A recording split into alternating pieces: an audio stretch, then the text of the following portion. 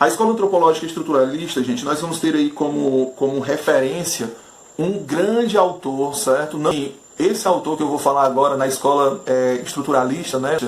Ele é, assim, um cara que ele vai conseguir tocar em situações sensíveis, ok? Como, por exemplo, a economia-família, né? Família, economia, né? E a questão da linguagem, certo? Que é esse grande autor chamado Levi-Strauss, né? O Levi-Strauss, gente, ele é um pensador que vai se diferenciar um pouco do Malinowski com a etnografia, certo? Já com o Levi-Strauss, nós vamos ter uma outra etno, mas só que não grafia, vamos ter a etnologia. A etnologia, gente, olha só a diferença. Enquanto a etnografia vai até a tribo, a etnologia, ela estuda aquilo que a etnografia trouxe. Ou seja, nós vamos estudar os dados.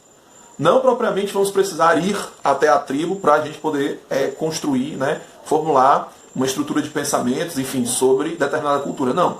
Nós vamos analisar os dados, né, retirados da etnografia, não, prestando bastante atenção, nós não vamos para o campo. Nós vamos fazer mais um trabalho intelectual, ok? Vamos pegar os dados sobre a linguagem, sobre a economia, sobre, por exemplo, a família, né, e vamos estruturar conhecimento a partir disso, a partir desses dados, ok? Então, assim, a etnografia ela estuda as informações já recolhidas. Simples. Enquanto, lembrando, nós vamos ter o funcionalismo em que Malinowski e os que acreditam nessa escola antropológica vão lá, né, na tribo, naquela sociedade, naquele povo. Já na etnologia, com a escola estruturalista, não, nós não vamos entrar, nós vamos analisar o que já foi recolhido. Ok? Então, assim, gente, nós temos aí a cultura é uma rede de símbolos, não é? Então, no estruturalismo, nós vamos estudar esses símbolos que cada cultura tem. Por exemplo, a família é um símbolo, né? E aí, o Levi-Strauss, ele trabalha muito essa questão ao ponto de você encontrar famílias patriarcais, famílias matriarcais. E ainda, sociedades que são matrilineares. Como assim famílias matrilineares? Famílias que, por causa da mãe, que se tornam de fato membros daquele grupo. A gente pode encontrar isso muito, gente, com o povo judeu. Você só é judeu se você nascer de uma mãe judia. Entendeu? Se você não nascer de uma mãe judia, você não é judeu.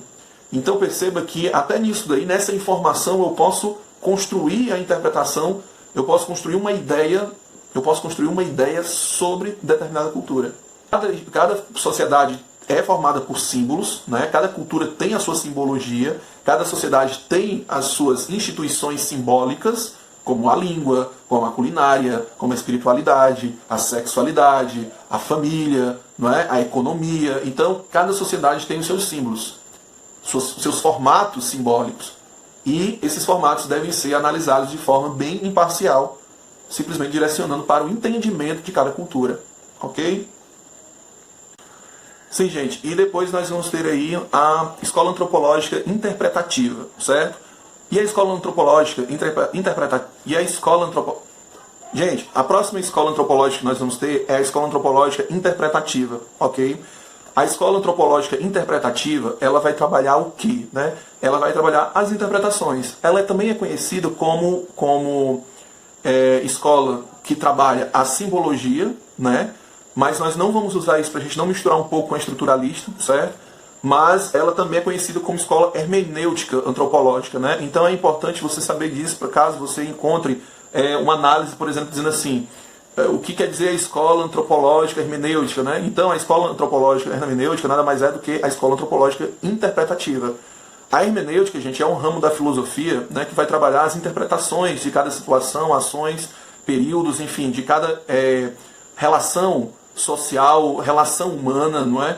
Então, nós vamos interpretar aquilo que está acontecendo, aquele contexto, aqueles textos, aquelas visões, né, aquelas ações. Nós vamos interpretar. Tá?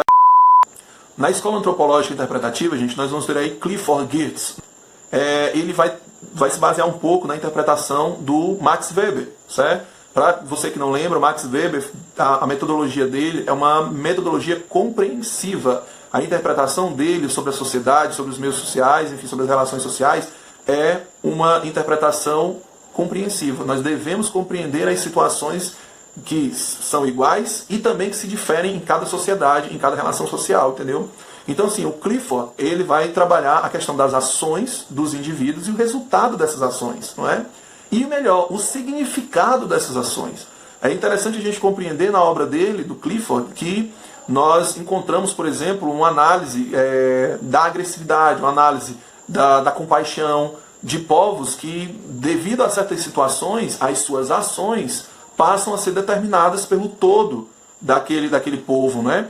Ou passam a ser determinadas pela ausência de ação daquele povo. Por exemplo, você tem uma pessoa que é uma pessoa de bem, né? Vamos dizer, uma pessoa ética e tal, mas bastou vestir a camisa de um time e ir para uma torcida, aquela pessoa manifesta um ódio, uma raiva de outro grupo, né? De outro time, que aí quando você descobre que aquela pessoa que é ética, que é uma pessoa boa e tal, matou ou feriu alguém por causa de time, você fica assim, o quê? Aquele cara, aquele fulano, ele fez isso? Mesma coisa vai para o caso, por exemplo, de assédio sexual. Né? Quando você olha para aquela situação, você vai dizer assim, poxa, esse cara ele fez isso? Essa pessoa fez isso? Por que ela fez isso? Não, ele não pode ter feito isso. Por quê? Porque a situação faz o ladrão.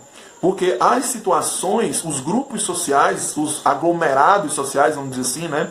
Os contextos, as construções, essa teia, né, cultural que é construída, segundo Clifford, né, vai fazer com que o indivíduo tenha certas ações que, no contexto em que ele vive, são normais, do grupo que ele vive são normais, mas num contexto geral ou diversificado a outras culturas, não é normal. Ok? E aí você acaba encontrando, né, essas alterações de ações sociais.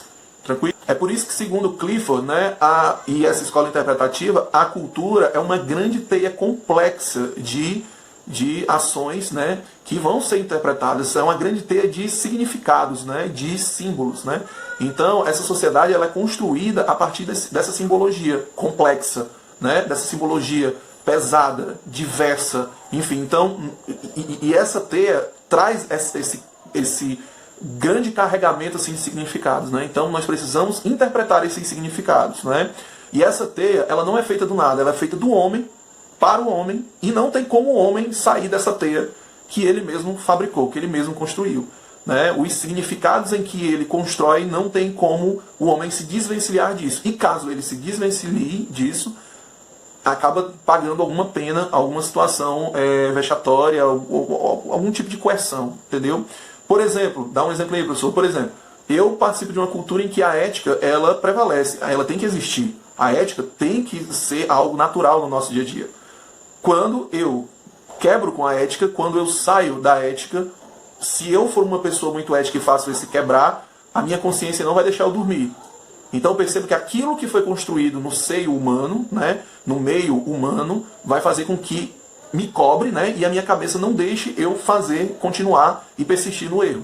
Né? Ou seja, aquilo que foi criado pelo homem vai sugar o homem para dentro daquilo novamente. Vai fazer com que ele se toque, ele acorde para isso. Beleza? Então, galera, vamos fazer aqui um resumo do que a gente viu aqui, né? Vamos recapitular o que nós vimos? Vamos lá. Nós vimos aqui, gente, todo um resumo sobre o que nós já vimos em sala de aula, né? Começamos aqui com a questão do evolucionismo, com Taylor, não é? Depois nós vimos aí o difusionismo, relativismo cultural, né? Com o culturalismo também, ou particularismo cultural com o Franz Boas, não é? Vimos também o funcionalismo com o Malinowski, tá? E a etnografia. Vimos aí o estruturalismo com Levi-Strauss, né? E a etnologia, não é? E terminamos agora com a escola antropológica interpretativa, né? Com Clifford Geertz, né? Então é isso, galera. Falou. Espero que tenham gostado do vídeo e até a próxima.